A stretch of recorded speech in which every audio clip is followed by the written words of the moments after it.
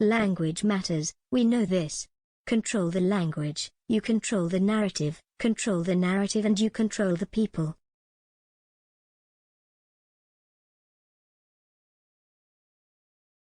Orwell knew this, Stalin knew this, Goebbels knew this, and Xi Jinping definitely knows this.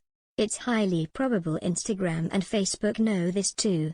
And now we have to conclude the Labour-run Welsh Assembly knows this. Although, according to their new style guide, I'm not allowed to call it the Welsh Assembly, they want us to use either Welsh Government or Welsh Parliament. So, obviously I'm going to go with Welsh Assembly.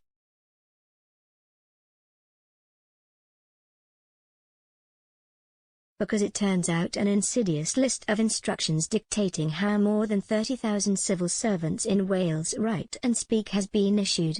The woke list has banned perfectly legitimate words including Brexit and Her Majesty's government.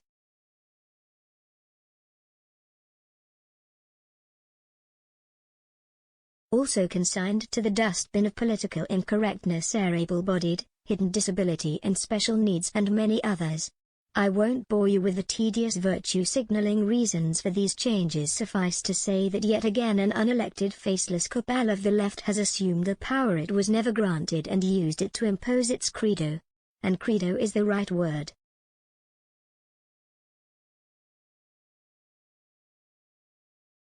The left, I'm afraid, cannot stop itself.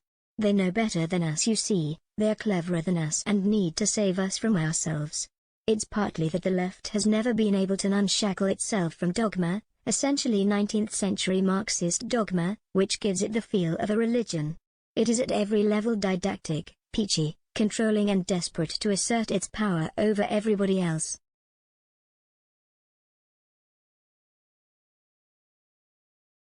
Now this used to be bad enough when we at least had to vote for them. But now the left in its broadest sense has realized it doesn't need to bother with the tedious process of democracy to assert its influence.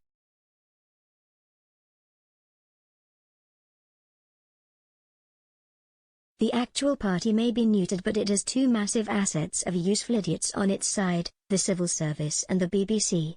Both are weirdly socialist in the way wider Britain absolutely is not and never has been.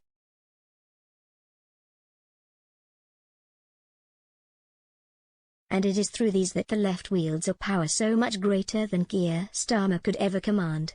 And so we find ourselves with some nameless, faceless, possibly well-meaning but by definition politically motivated persons telling Wales pretty much how to speak and thus how to think.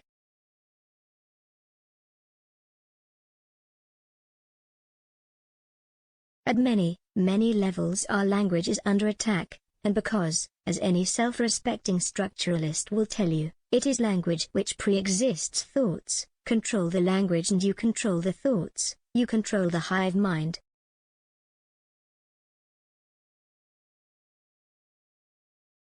This madness reaches its apotheosis in the transgender arena, of course, where language has been twisted to defy both grammar and biology to promote a political position. It has been attacked, almost jokingly, as another example of woke snowflake ideology infecting the mainstream.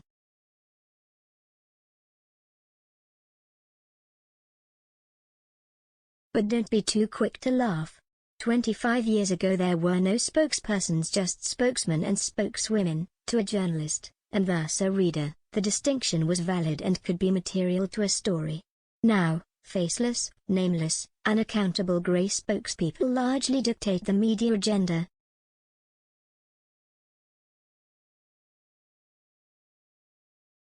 It is insidious political gaming and Orwellian brainwashing worthy of a tin pot dictatorship.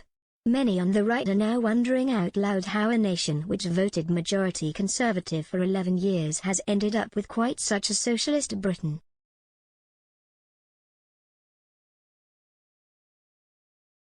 They need look no further than the battle for language.